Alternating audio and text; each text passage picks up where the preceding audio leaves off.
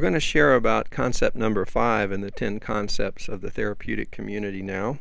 And it's described as promoting upward mobility and earned privileges. Karen, what does that mean? Well, that means that there is no free lunch, that you just don't expect something without having earned it. You really have to work for where you're at in the therapeutic community, just like you do in life. What we try to really talk about here with this concept is that everything has a value. So it's not an easy come, easy go the way it was before they came into programs. So whenever they earn a privilege like a telephone call or a visit, they really need to know that there's a real value behind that. They have to do some work to get that telephone call or get that visit, because we want them to appreciate it so that they hold on to it. So there's a relationship then between addictive thinking and feeling entitled, or that things ought to come to you easily? Is that what you're saying? Oh, absolutely. I want what I want when I want it, and then when they get it, they just toss it away to get the next thing. Well, it's because if you look at the clientele that we work with, they have this mentality that the world owes them and that the society owes them and everybody is a crook.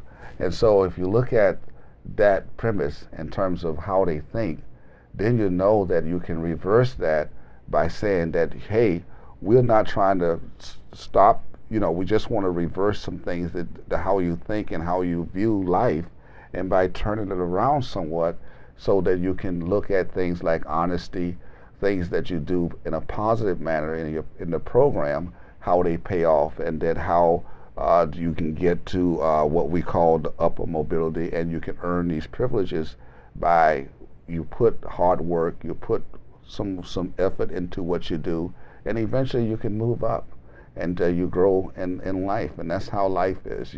Life is not just sitting around doing nothing. This is an indication that you have to do something to get the ball rolling. You have to move in the right direction. So you're really trying to convince them to have hope and have motivation and set goals for themselves, I suppose. Yeah, and we reward the good behavior. And so we don't want to make a habit of rewarding good behavior, because our clients can maybe adjust to that too. They'll only do things expecting something to be them to have some type of reward. What we want them to understand here is that this is hard work. And as you work hard, there's certain things in life that you can receive as a result of hard work. And so even though it's not an expectation, because sometimes you can work hard and things don't go too well. So we want them to understand that there's a certain benefit from working hard, just the having that good feeling about you did something right for the first time, and you are rewarded to it, just to feel good about what you did. You changed in you have a paradigm shift, if you will. The way you think is not the same way you thought before, and so now when you do something good, you automatically feel good about that you're doing the right thing, not necessarily that you're doing something good and expecting a reward for it, something special. It's kind of a unique concept, but it's a kind of a benefit that our clients get if they do the right thing, if they move in the right direction. Well, isn't that the value that you get from earned privileges? Absolutely. The real value is within yourself, Yeah. Mm-hmm. And that's what we try to really highlight with this. Because a lot of times within our communities, and this, we have these kind of walking, talking AA people, and we have our jailhouse attorneys and really, really smart, intelligent guys and women come through our programs. Mm-hmm. And, they can walk their way and talk their way through any one of our centers. Yeah. But to really embrace it and really do it correctly and be that role model and earn those privileges is something that really stands out, way above those walking, talking AA books. You can pick those guys and women out. Right, because and then now we're talking about doing the right things just because it's the right thing to do, right, and not doing the right thing because I want a furlough. And because I did the right thing, you need to give me a furlough. It might not, you might not get a furlough, but the reward is kind of an internal reward award, because you're receiving something, you're doing the right thing. Even when no one is looking. Even when no one is looking, Yeah. absolutely. Yeah. Well, there's a recurring pattern in the things that you're describing to us, and it's the barriers that you're overcoming, the barriers in their thinking as addicts. And here's another one. You're trying to get them to think outside of this lack of motivation and self-sedation and those kinds of things that I know you talk about. What kind of practical things do you do to challenge them on this level? Well, you know, just the curriculums of the program have certain tasks that they have to fulfill before they can move forward and progress through the program. So that's why we have the DOT system in place. So whether they're doing an autobiography or saying their affirmations or pieces of their petition, there's certain things that they have to do, and then they get rewarded by moving on to the next level in treatment. Some of them come in and just, you know, it's kind of like the cut and paste idea. They just fill in the blanks, or, you know, try to use somebody else's work just to work through it so that they could move through the program and do the program. But other guys come in and they really do it right. For instance, it might be just a simple assignment, such as how do you feel when you help somebody else? Give me an example of how you helped someone today, and how did you feel as a result of helping someone? What was some of the things? What was some of the thinking that was taking place in your life? What was some of the feelings that you was feeling? What sort of acts? How did you?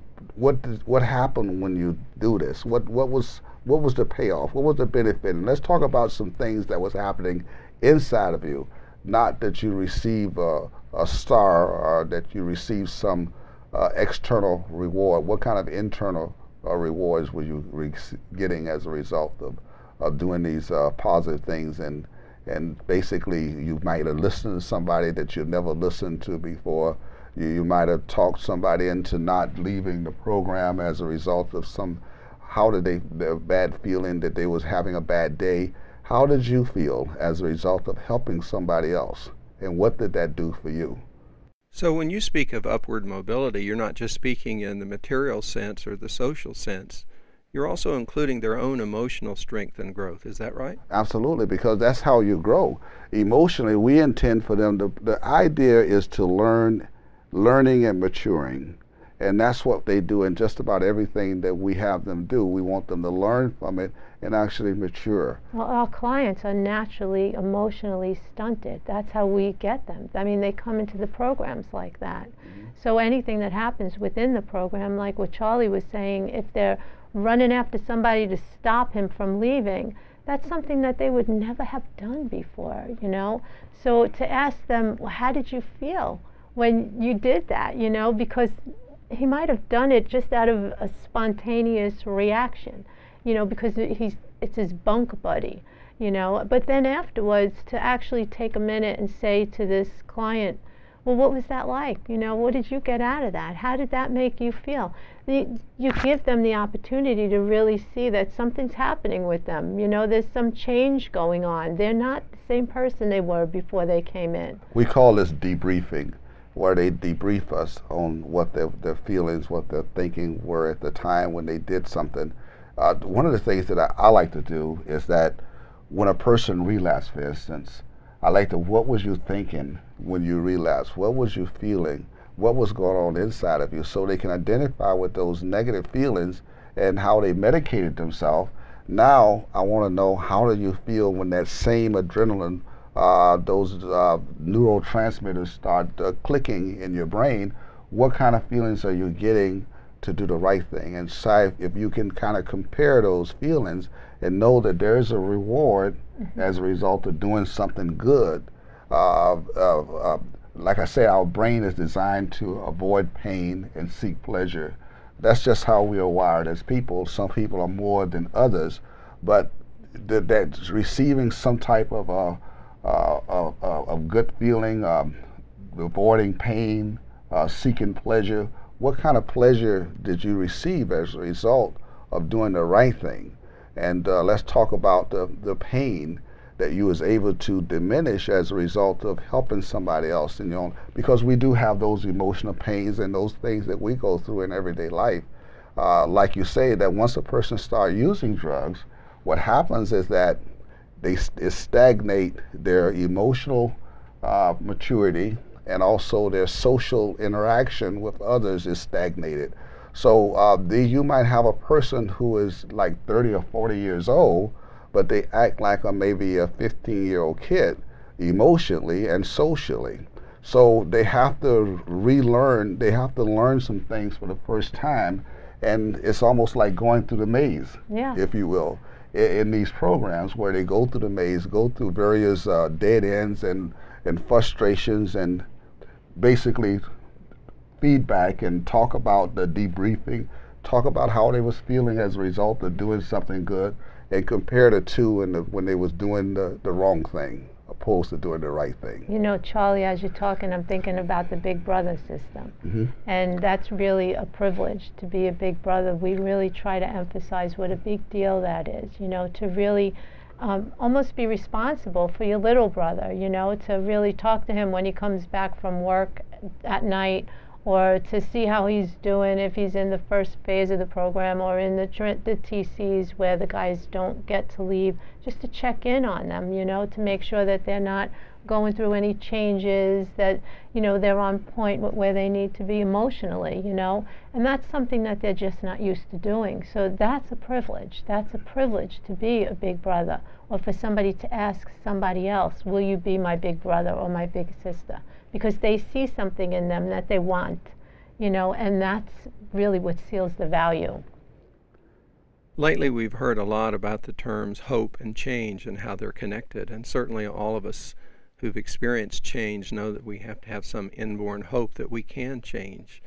What kind of things are you looking for in the people that are in the program to indicate to you that that transformation is beginning? Well, this is my pet peeve, actually. The thing that I look for is that they're writing peers, because I think our peer system has so much value that to really concentrate within the peer system, we get to see so much of what's happening in the community. Describe just for a moment what a peer is. A peer is when one client in the community holds another client accountable for a slight. You don't have your belt on, you didn't shave, you know, your shirt is not pressed, your shoe is untied, you know, your bunk is not made correctly. It's for little infractions that happen within the community, little behaviors. Maybe this guy was rude to somebody or disrespectful in some way. And it might have been something that we probably would have never paid attention to before. But the peer system helps us to start paying attention. So when they start writing peers to one another, that does what? It makes them aware. I know that they're aware of what's going on with each other. And when they're aware of what's going on with the guy next to them, then they're definitely aware of what's going on with themselves. So it shows me that the community is working. They're looking at each other. They're not hiding behind, you know, these walking, talking AA books, or, you know, just cutting and pasting, filling in the blanks in their modules. And it changed the culture of the facility, because they're leaving from a culture where this is frowned upon when you confront another person on that negative behavior. I often say that if you don't confront negative behavior, that means that you condone negative behavior. And if you condone negative behavior, it's almost the same as doing it. So this is an opportunity for them to start thinking a lot different, especially from the institutions where they come from, because you're taught to not. They'll look at what we simply call peer-to-peers as snitching. And so what we try to do is get them to understand the difference between snitching and confronting their peer. And the big difference is this, is that when you're snitching, you're telling on somebody to save your butt. But when you're confronting a person, a peer-to-peer, you're confronting them to save their butt. And so the big difference is that you're saving a person opposed to saving yourself, so you become selfless and become more involved in somebody else's life, and you're trying to help them and promote change in their life too. I recently heard a professional athlete critiquing another athlete's behaviors and skills. And at the end of his presentation, he said, I just want that person to realize I'm not hating on him. I'm loving on him. I'm trying to help him. It sounds like that's a lot of what you're doing in this program. Right. It's a lot more power coming from your peer than even from you. My daughter care more about what her peers think of her than what we think of her as parents. And it's kind of a unique concept because peer pressure is extremely powerful in the changing of behaviors because they always want to get the approval of each other before they actually make this a part of who they are. Charlie, you know what a great example of that is? The Green Dot petition. In the TC, the guys do a Green Dot petition before they flip over to work release. And what we put in place in the Orlando TC was a board of upper structure who actually sit in front of the person who's presenting their Green Dot petition, and they hear it just the way they would as if they were the staff, because they really prepare them before they go in to speak to the staff. And the reason why we put this in place was because of what you're saying. That with each other, it's the real deal. They're going to be dead honest, you know, and they can't get over on a lot of things that they can with the staff. You know, it's like this, Karen. If you told me that I was doing a good job, I would take that to heart. I would really say, gosh, I'm really doing something good, or Larry.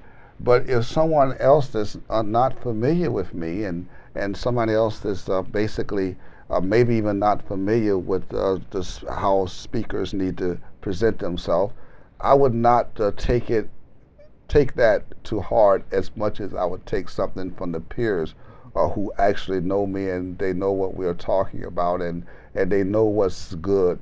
It's almost like Michael Jordan telling, if my son loved basketball, by the way, and if LeBron James told him that he was pretty good, he would take that to heart more than he would take it from me, because what do I know about basketball? I'm not LeBron James. He can dunk the ball and all that stuff. But see, our peers seem to mean a lot more to us than even the authorities in our lives.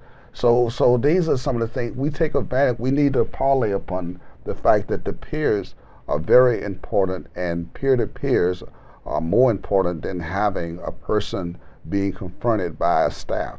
Because if a staff was responsible for confronting all negative behavior, then of course you're not going to catch a lot of things that's going on. But the most important feedback is always going to be from their peers, because they're with them at all times. Right. And you're going to always be around your peers. They get to see them a whole different way than the staff does. That's why it's so important that they present these Green Dot petitions to a board of their peers, because they're going to look at things that the staff might not look at, and they're going to be a different guy. There's going to be a different presentation there. So you're really saying that there is a direct relationship between all this interaction and confrontation peer-to-peer and their ability to become upwardly mobile. Is that right?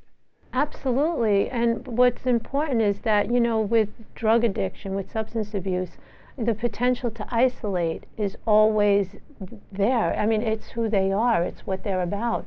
So this interaction is keeping them away from that. It's keeping them busy. It's forcing them to really talk to the person next to them, talk to their counselor, talk to the upper structure, talk to your big brother.